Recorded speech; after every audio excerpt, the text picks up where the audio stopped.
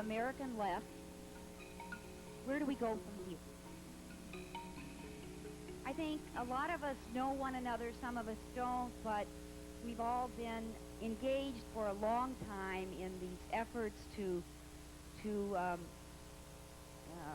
the efforts of the left to raise a critical voice, an alternative critical voice to public policies that we believe oppress other people. Some of us feel very strongly that something had to be done. There had to be some kind of bombing. There had to be some kind of a response from the U.S. government and from NATO. Others feel just the opposite, that more effort perhaps could be done, should have been done prior to it, but nevertheless, given what the situation was, they are diametrically opposed to any kind of military intervention. And those are sort of the two poles, and some of us fit somewhere along the line.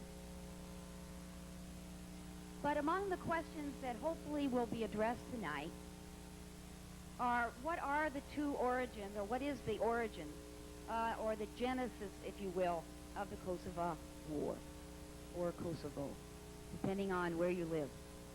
Could it have been prevented? And if it could have been, how?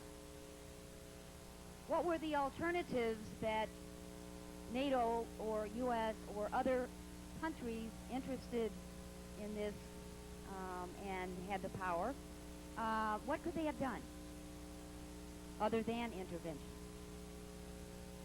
Can there be developed any mechanisms or agencies for legitimate international intervention in such ethnic conflicts and civil wars? That's debatable. Or another question we might hear tonight, where do we, the American left, where do we go from here? So I think without much further ado, I am going to ask our first panelist, who is Mark Weinberg, to begin with the questions or the discussion that we're going to have tonight. First of all, let me say, as a co-sponsor of this event, Chicago DSA is very proud to be involved. It's good to see a good turnout for a discussion on an important topic. It's good to see representatives of several groups that are specifically of the left discussing this kind of a topic. I was, until about 9 days ago, co-chair of Chicago DSA, which is the local affiliate of Democratic Socialists of America, which is the largest democratic socialist organization in the United States, and a member of the Socialist International. But as a democratic socialist organization, we do have a very wide range of opinions on this topic, and we do not have an official line that everybody has to adhere to. Nevertheless, the steering committee of our national political committee, the governing body of DSA nationally, in April did issue a statement. And to start with, I'll just read a short excerpt from that. We are witnessing the third war in the Balkans in less than a decade. There can be little doubt that Serbian nationalism and a series of orchestrated crises by the Milosevic government are primarily responsible for the present tragedy. DSA members, like many on the left, are divided on the best way to stop the ethnic cleansing in Kosovo. We are opposed to the NATO bombing of Belgrade and other urban centers, and we are deeply troubled by the possibility that the initial campaign may have accelerated Milosevic's ethnic cleansing campaign in Kosovo.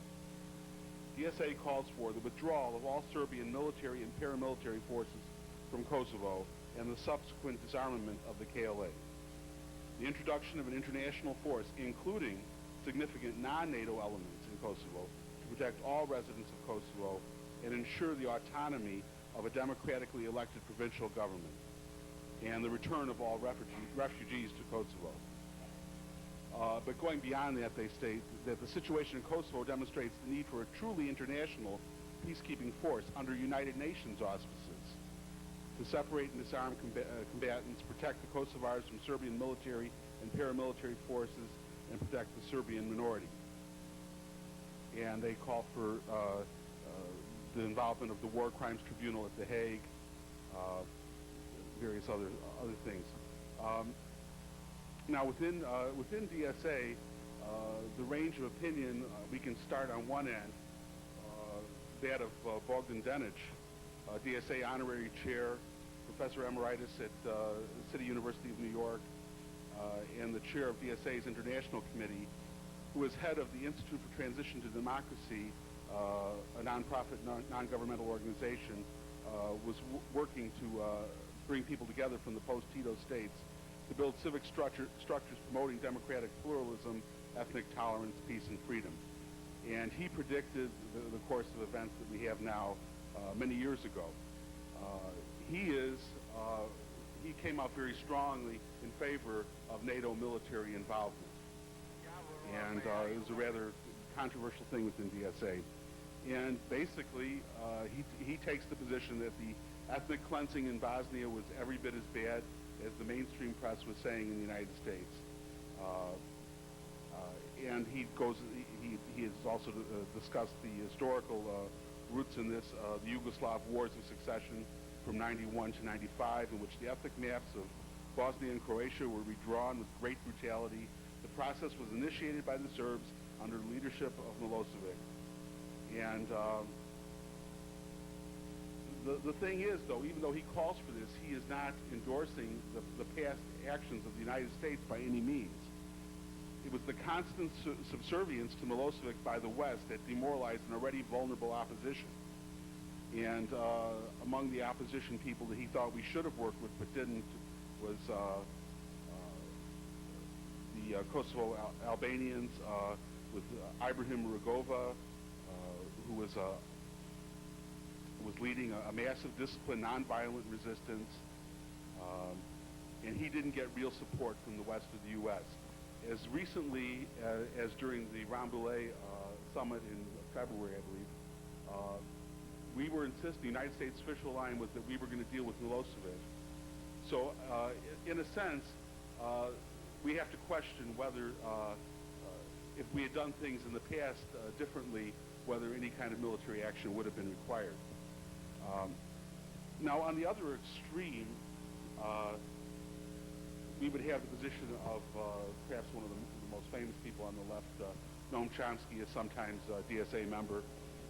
And I think his position is summed up maybe even better by John Swamley in an article in the Humanist magazine in July of August of this year. And this is the question. It's a very logical, moral question. The central question is in evaluating any war is what justifies an attack by one or more nations on another. In the case of the NATO bombing of Kosovo, there was no justification under international law, as its official Yugoslav government did not attack another nation. Was NATO nevertheless justified in bombing Kosovo? The answer again is no, because NATO is entitled under its own treaty only to defend any of its members that have been attacked.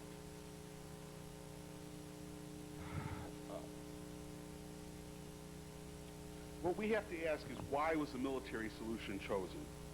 Was this a result of bad diplomacy, or as Barbara Ehrenreich, in a good article in the July Progressive called The Dawn of Cold War II, asks, is this not, rather than bad diplomacy, a plan for Cold War II, NATO expansion?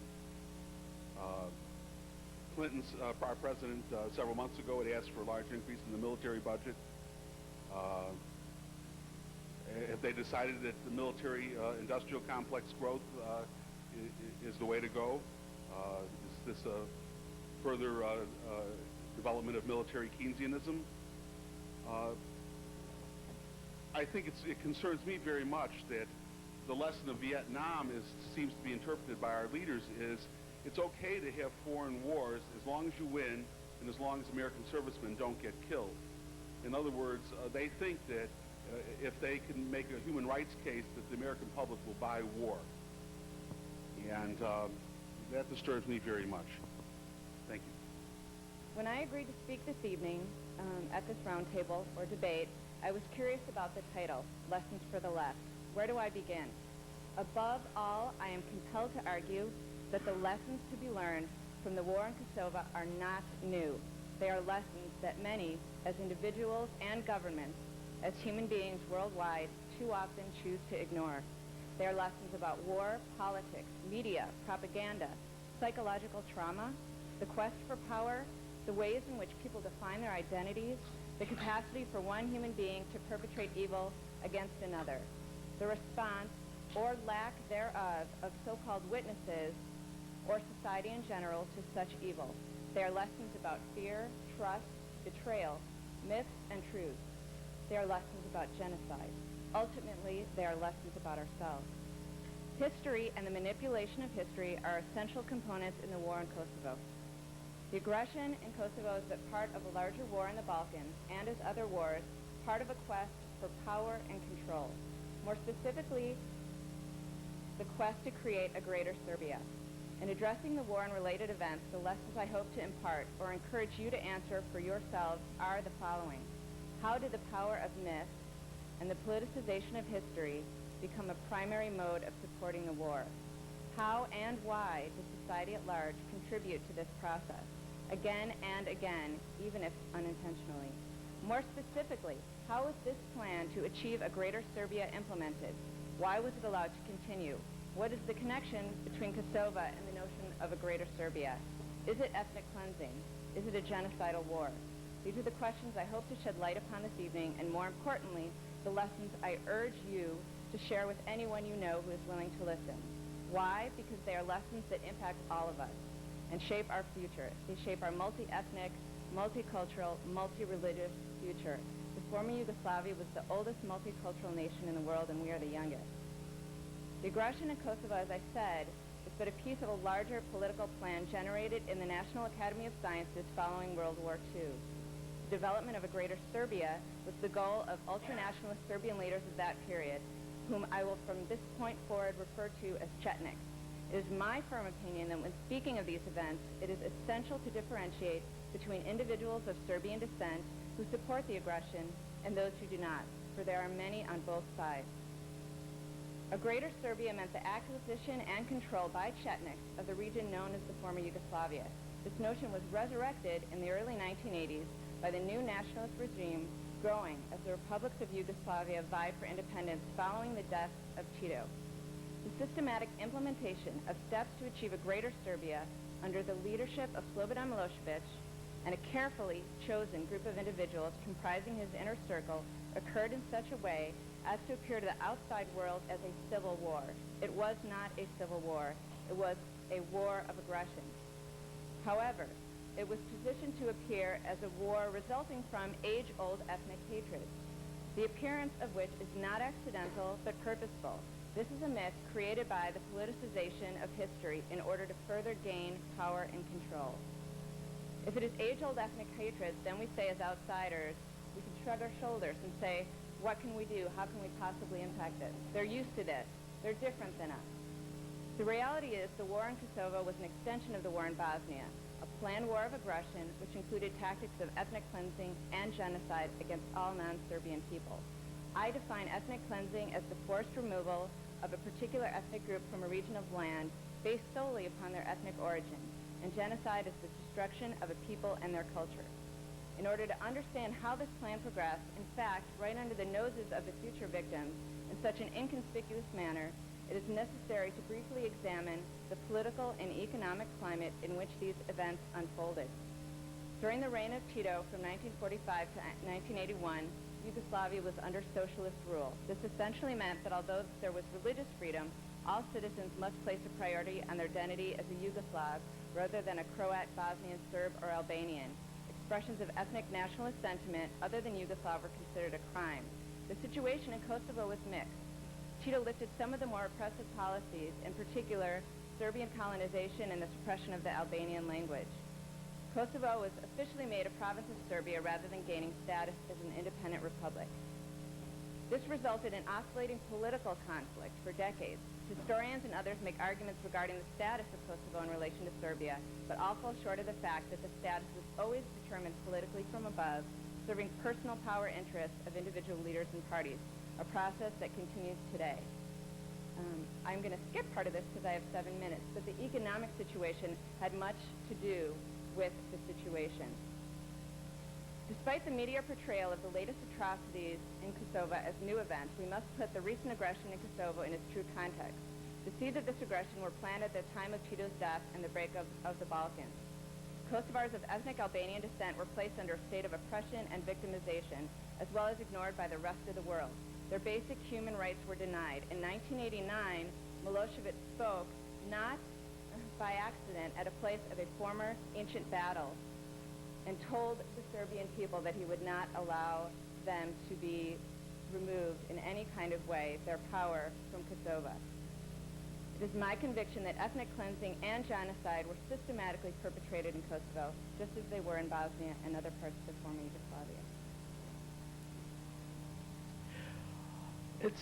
This is a war in which every factual point is a subject of propaganda on both sides. And it's impossible to untangle these things in 7 minutes. I brought as much literature as I could for the literature table. There's a book published by the International Action Center, NATO in the Balkans. There are some sheafs of articles from Workers' World newspaper. Anybody who has access to the computer and to the internet can go dig probably about 50 articles off our website, www.workers.org, and find out what we said about this war and why we said it.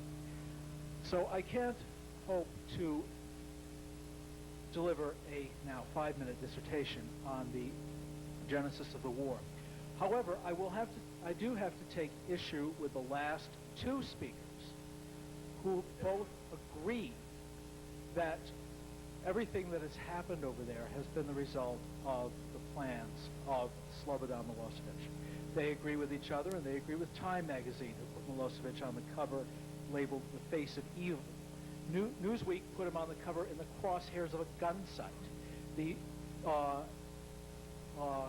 Clinton administration has put a price on his head.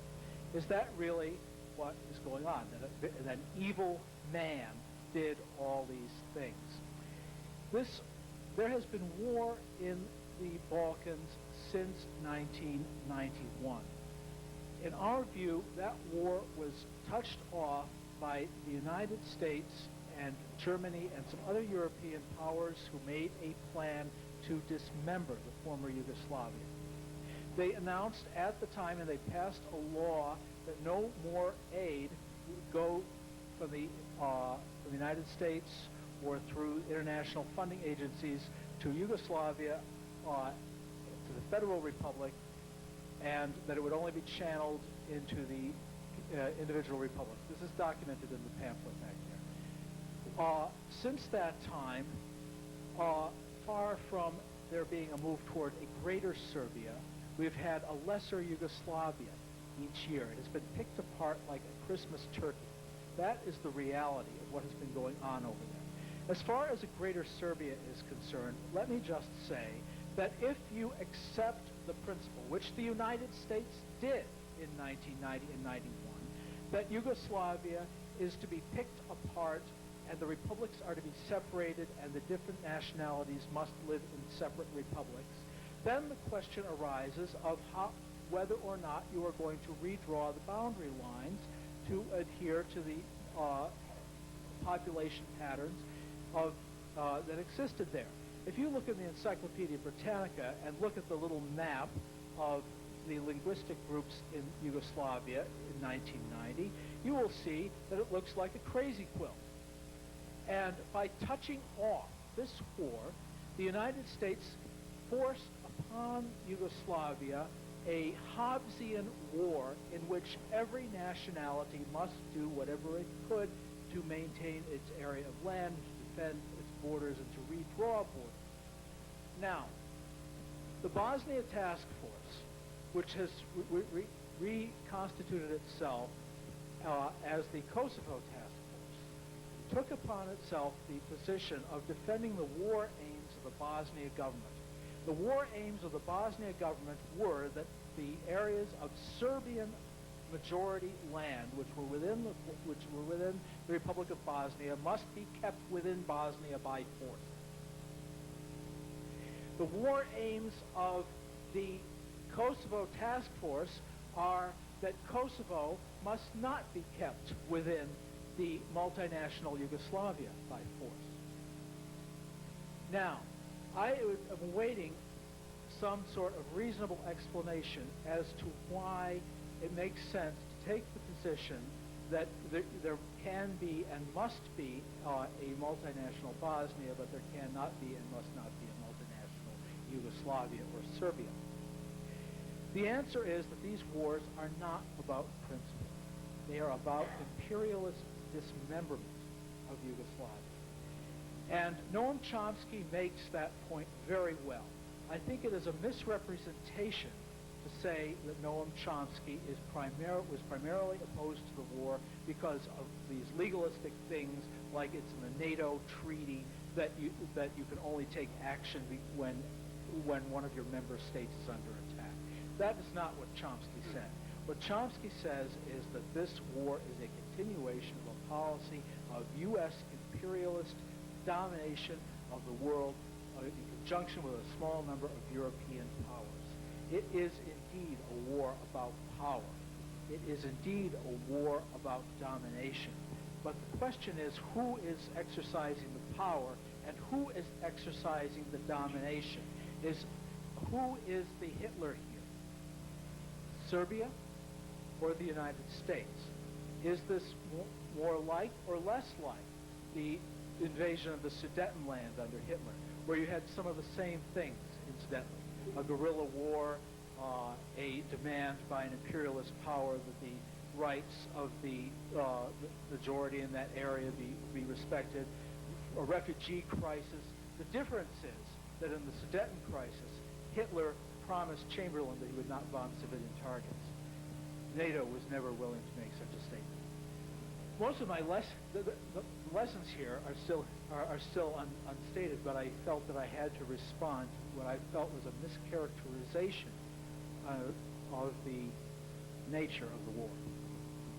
2 wars were fought this year in Kosovo, 2 of them. And we have to keep both of them in front of us in order to avoid falling into all sorts of self-inflicted blinders. One was the 78-day air war of the U.S. against Serbia. This was not a humanitarian war to aid the Kosovars. The U.S. has long opposed Kosovar's independence, and ever since the Dayton Accords that partitioned Bosnia in 1995, the U.S. supported the Milosevic regime. Rather, the U.S. air war against Serbia was intended to extend the power and prestige of the NATO alliance under the guise of a so-called humanitarian intervention. For that reason, we in News and Letters Committee opposed and critiqued the U.S. attack on Serbia from the start. But the U.S. attack on Serbia was not the only war that occurred in Kosovo, nor was it the main one. There was also the war waged by Serbia against the people of Kosovo. That war began in 1989, when Serbia revoked Kosovar's autonomy and began a campaign of ethnic cleansing that by the end of 1998 had led to 250,000 Albanian refugees. In light of that, it was necessary to support Kosovar's struggle against Serbia's racist campaign of ethnic cleansing. Unfortunately, much of the left failed to keep these 2 wars in view. It focused only or mainly on U.S. action, and therefore failed to come to the support of the Kosovars. Many responded to the crisis of Kosovo in a typical knee-jerk reaction, basically saying, well, if the U.S. is now anti-Serb, we have to be pro-Serb. Or, if the Kosovars are anti-Serb, and for now at least, the U.S. is also attacking the Serbian government, we too either have to, be critical of the Kosovars, oppose them, or at the very least, be quiet about them, which is what most of the left was. Some were even so unprincipled as to join in marches alongside Serb organizations that, against the war that openly supported the ethnic cleansing of Albania. What that meant is that many on the left, amazingly enough, became complicit in a policy of support for genocide. We in News and Letters took a different approach. We opposed the U.S. intervention, showing all of its hypocritical reasons. But we supported the Kosovar struggle against ethnic cleansing. We said, instead of narrowing the issue to taking sides between the U.S. or Serbia, we demanded that KLA, the Kosovar Liberation Army, be armed so that it can help roll back Serbian oppression. This was no pipe dream. It accorded with what many Kosovars demanded. Let me quote from Shrem Dasgovia of the Kosovo Liberation Army. He stated right after the air war began, quote, "If NATO will not aid the victims of genocide, then our wish is that they leave us alone to resolve our own problems. We're convinced we can handle the Serbs by ourselves, provided we get armed." The sensible position then to take was to demand that the U.S. arms embargo against the Kosovars be lifted so that the people of Kosovo can defend themselves and take the offensive against Serbian ethnic cleansing. And ethnic cleansing it was. By the most modest estimates, Serbia murdered 10,000 people in Kosovo since March. That is equivalent to killing close to 2 million people in a country the size of the U.S. Now, why did so many on the left not get it right on Kosovo? I think there's 3 reasons. One is that many failed to grasp what had happened earlier in Bosnia. From 1992 to 1995, Serbia killed 200,000 Bosnians. Yet the left in this country remained largely silent about this. It therefore failed to see what was coming in Kosovo, where Milosevic was embarking on the same kind of genocidal policy. Serbia's ethnic cleansing in Kosovo did not begin in 1999. It began when the U.S. invaded. It began in 1990, when Serbia killed hundreds of Albanian miners in Trenta who were demanding better working conditions and a return of Kosovar's autonomy. By 1999, Milosevic planned carefully out the ethnic cleansing of Kosovo along the lines of what he did in Bosnia. You don't get rid of 1.5 million people from their homes in 2 weeks without planning it out. If the left had understood the war in Bosnia, it would have seen what was coming in Kosovo. The second reason is that many on the left said, well, the KLA is a tool of the U.S. or even of the CIA. But that's a lie. If the KLA was a tool of the U.S., why did the U.S. demand that the KLA disarm before the war? Why did the U.S. oppose the main demand of the KLA, independence? And why is the U.S. now disarming and disbanding the KLA? Of course the KLA made use of the air war to attack Serb troops. What's wrong with that? Doesn't the people fighting genocide have the right to defend themselves? In the Easter Uprising of 1916, which occurred during World War I, James Connolly coined the slogan, "England's misfortune is Ireland's opportunity." That didn't mean he supported German imperialism. It meant that the Irish had the right to make use of any difficulties incurred by England during World War I to advance the cause of Irish self-determination. That's the kind of position that a principled revolutionary takes, and it's as valid today as it was then. The third reason much of the left fell down is that many failed to grasp that changes in world politics over the past decade demands more than a knee-jerk reaction to U.S. imperialism, but instead a total view. The world has changed since 1968. Not all enemies of the U.S. are progressive. There are counter-revolutionary forms of anti-imperialism. Saddam Hussein is not Ho Chi Minh. Cedrus in Haiti was not Danny Ortega. And Milosevic is not some anti-capitalist. He's a Stalinist who found a way to combine state capitalist rule with racist nationalism.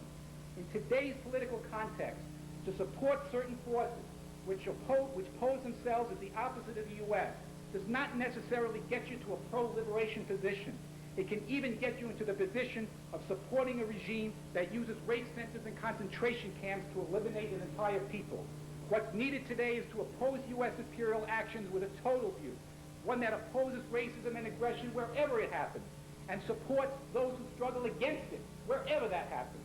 That's what we have tried to work out in News and Letters in our work on Bosnia and Kosovo over the past decade in bringing a total view, a philosophy of liberation to bear on the changed world of politics today. The lesson of Vietnam, according to the U.S. military, as I was taught at the U.S. Naval Academy, was stated in Colonel Harry Summers' book on strategy. And the lesson was that the U.S. government failed to mobilize public support for the war in Vietnam, and therefore that was the problem with the war. And I think that we've all seen how the U.S. government has taken that to heart and has invested much more energy and effort into getting its message out when it does decide to go to war. The government lies. I hope that isn't a surprise to anybody here. And the media isn't particularly critical for one reason or another. They don't have the resources to check the government's line. They don't want to be perceived as being anti-military and unpatriotic. and they're just not informed on the issue is very much. And so the government's version of it is reported as the way things are, and counterpoints to it are presented as, yeah, that's what these other people who have a bias think of the events.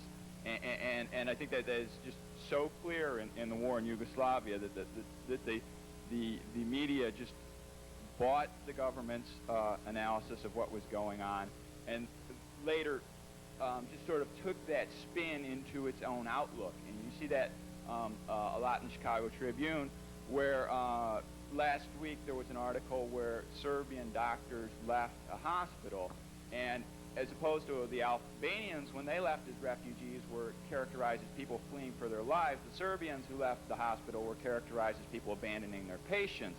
And to me, this seems so obviously one-sided. That's just an example of how the media was allowed to be sucked into the government's propaganda, and the Hitlerization of every foe is something we need to question. I mean, it took 2,000 years to have the first Adolf Hitler, and now we've got a new Adolf Hitler every time the U.S. wants to bomb a country. Congress, of course, is spineless for a variety of reasons. There were actually a few congressmen that hate President Clinton so much that they were willing to challenge this in court. I'm not really convinced that Bob Crane and Donald Manzullo are truly committed to peace so much as they personally dislike Bill Clinton.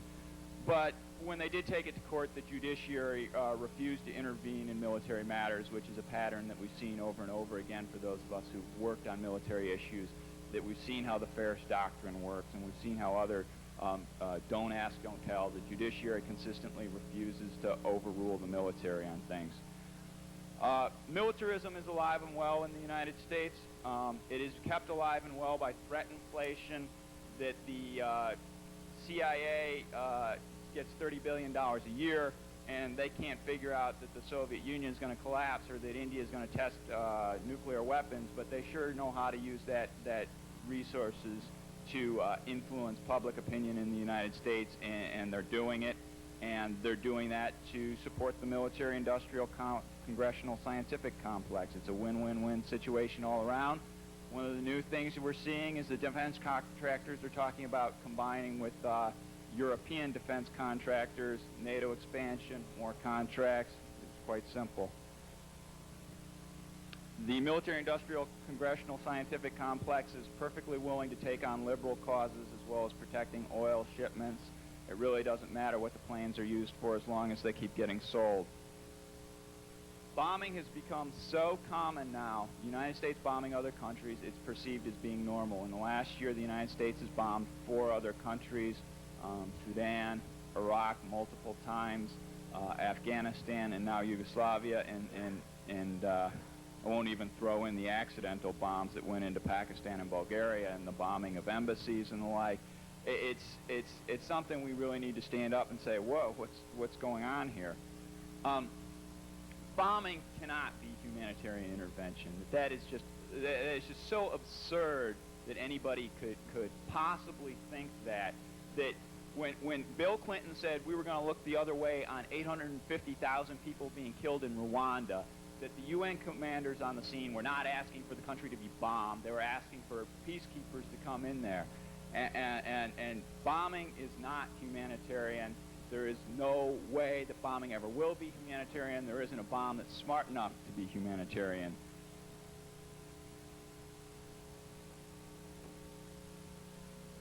I've got 2 minutes left. I went through my notes pretty well. I mean, I can get into these things in deeper issues, but we've got to question what the government says. I mean, the government wasn't telling the truth in Vietnam. It wasn't telling the truth when we invaded Grenada. It wasn't telling the truth when we invaded Panama or went into the Gulf War.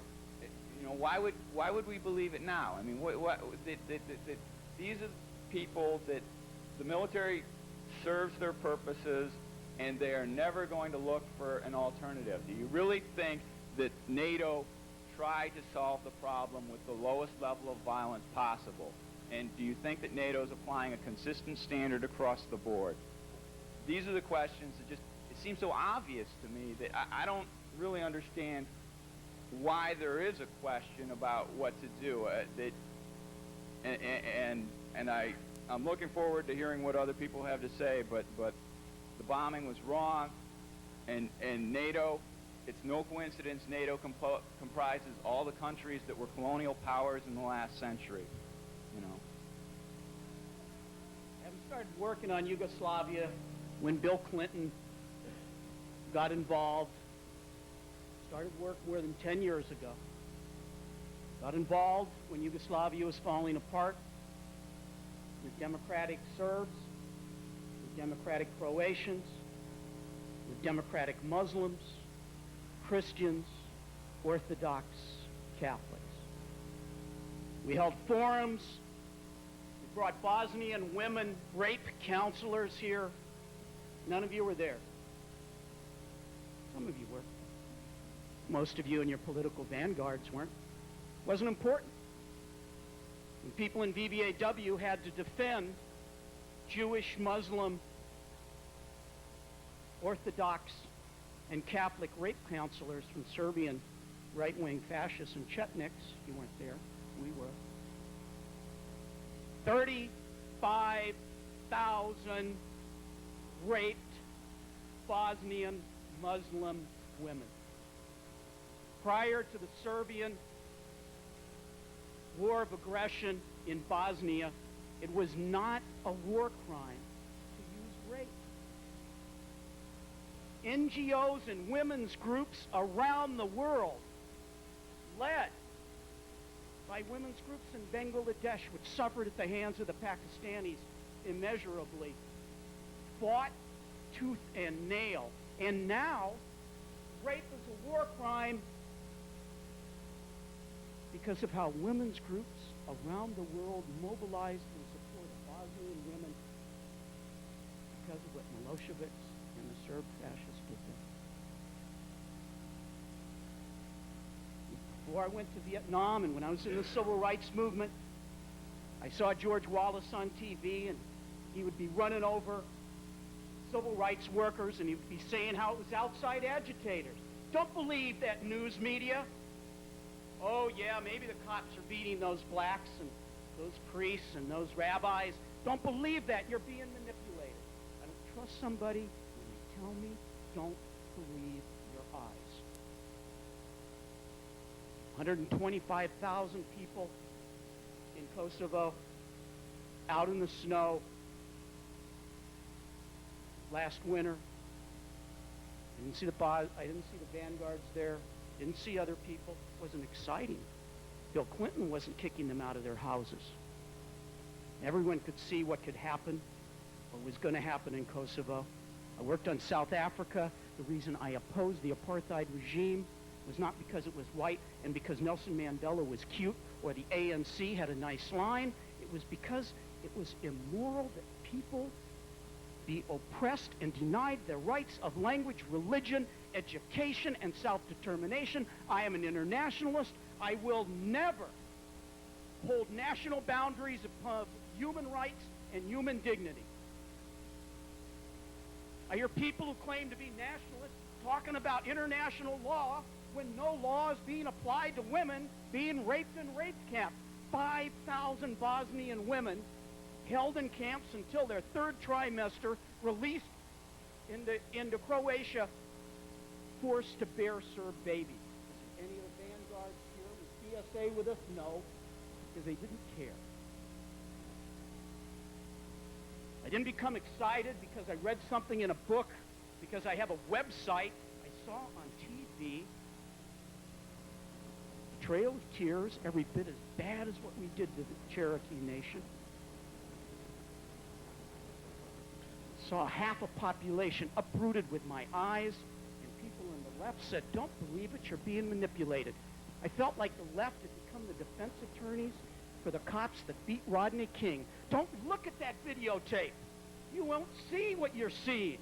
Wait, let me slow it down to one frame at a time. Don't see what you're seeing. See with your ideology. Don't see with materialism. I don't do that anymore. I know what bombing's like. I was in Hanoi, December of 1972. 3,000 B-52 sorties, 10 days. One atom bomb a day on Hanoi. I fought in the South, and as a peace activist, I lived in the North with the Vietnamese. There was only 150 sorties in the whole war. It was as precise as you can get. And I'm not a pacifist. You know what? I backed the Guatemalans when they fought the central government. I backed the revolutionaries that picked up guns and killed people. And you know what? They admitted to 400 massacres. What kind of monster am I where I could say that it's all right to back a group that commits 400 massacres that they admit to?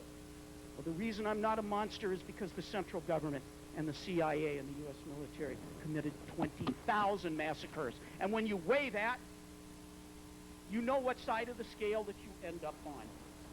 As far as the left goes, all of you, when you're done, go out and rent The Life of Brian. Because quite frankly, I feel like that's what the left is about, even my friends over here. You know what happens? Brian's on the cross as they make fun of Christ and Christianity, and as a guy who spent a short amount of time in a Trappist monastery and thought he might become a priest before he discovered killing people in Vietnam, I appreciate the fact that the Judea Front for the Liberation of Israel, or is it the Front for the Liberation, goes underneath his cross, and while he's hanging there, issues a proclamation. Well, what we don't need is proclamations. We back NATO because in those circumstances, those bombs, let those people go home. And if you're going to be true to form, I want all of you people, especially Workers' World Party, go out in the streets, demonstrate that NATO be pulled out and that all those Muslims be sent back out of the country. Because if NATO hadn't bombed, they still wouldn't be there. The left has become irrelevant because it doesn't base itself upon the reality of fighting for actual human dignity, and it sits around and passes resolutions and doesn't look what it takes in the real world to get people back to real places. Let me close with a quote from the Serbian Deputy Prime Minister when questioned about rape going on in Serbia, by Serbians in Kosovo. He didn't deny it. What'd he do? He laughed. They can't accuse me of rape. If you look at what has been coming out of the slums in Kosovo, only a blind person could rape something like that. He didn't deny it. He said this, and of course, what did he mean? Well, he meant, we're not raping the slums. We're raping the women from the colleges and the women from the homes. A man so devoid of humanity that he doesn't even deny rape by his government and his people. What alternative you would offer? What would you say to each of the 30,000 women raped, and especially the 5,000 women held in forced birth concentration camps?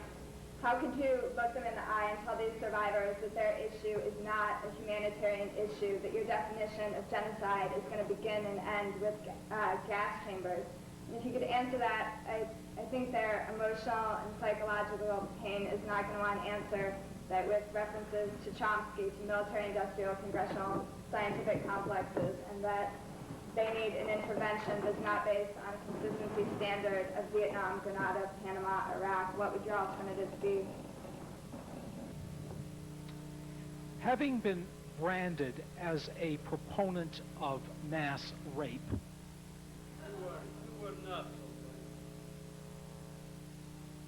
is not a pleasant experience. This is a horrible war, and I do not intend for a moment to trivialize it by saying that it is, a horrible war. How can you conceptualize, how can you attempt to approach the amount of suffering that has taken place by people of all nationalities in the Balkans? I don't know how many thousand women were raped in Bosnia. I don't know how many of them were Serbs and how many were Croats and how many were Muslims.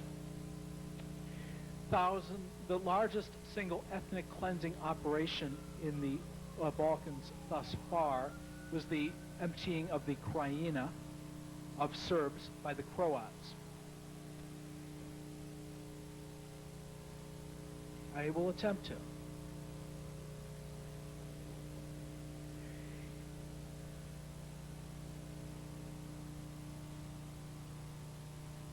I say that imperialism produces suffering.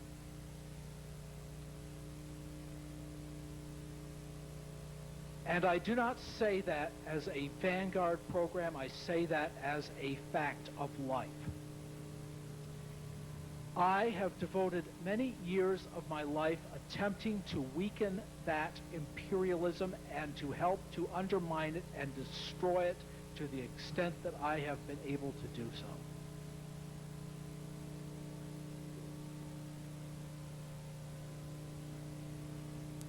It is necessary for us to know what is going on, but I do not believe that a NATO bombing raid is an instrument for the liberation of women or the protection of women from rape in the Balkans.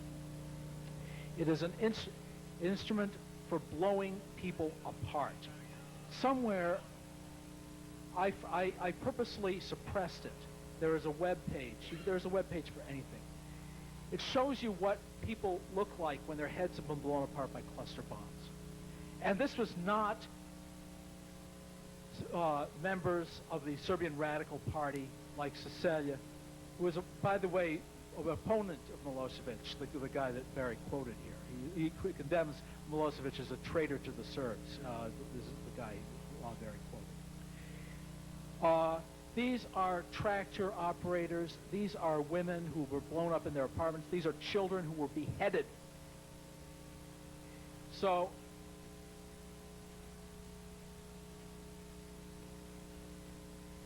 what I'm saying is, yes, I'm not afraid to say it. I will, if you have 35,000 women you want me to talk to, I will do it, but I am unlikely to be convinced that a NATO war is an advancement of human freedom. I feel so strongly against U.S. imperialism, against NATO imperialism, but the most meaningful fight against U.S. and NATO imperialism was the independent struggles of the Kosovo people. If you align with that, you're fighting U.S. imperialism. The one thing that Milosevic and Clinton, believe me, will have to their dying day that they are together in is they are determined not to give independence to any of these peoples. And it isn't just here. You will find it, again, with the courage, you'll find it all over. If in this country, what Jim was talking about in self-determination of people, what I think we're seeing in Serbia now shows what happens, how a freedom movement, how people struggling for freedom can teach something, they can inspire, they can add a dimension if it is caught. And the Serbian people, yes, they in 96 and 97, they were trying to get rid of Milosevic. They had a tremendous movement, but they never faced what Serbia was responsible for in Bosnia. Now, you see, we are seeing the very beginnings of the new opposition when you have the mayor of Ilic get up and say, we are for a new Serbia without ethnic cleansing, and admitting just exactly what Carl was just talking about. The new dimension you get, but it isn't just from victimization, what you learn. And that is what makes us in the United States, makes it so important for us to recognize that this was a question of such deep racism, and if anybody better know what deep racism is, it's the people, us in this country, and what we can learn by standing with the black masses who are fighting and struggling, not just because we want to oppose their victimization, but because they have plenty to teach us and we have plenty to learn standing together for a real liberation struggle. One topic that really needs to be talked about much, much more is the economic background of what has happened in Yugoslavia.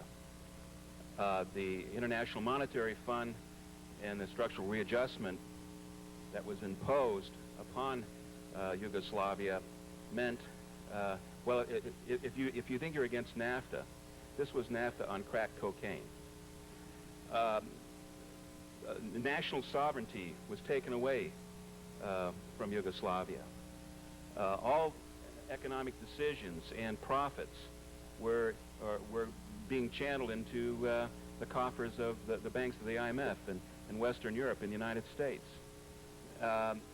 This created tremendous, through these privatizations of those economies and those factories, closing down many of those plants, enormous amount of unemployment and dislocation.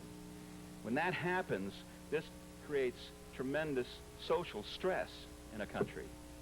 And certainly, you know, some of the effects of that have been the brutality, the cruelty, the amazing, you know, inhumanity, man's inhumanity to man that has been going on, and to women, has been going on in that region.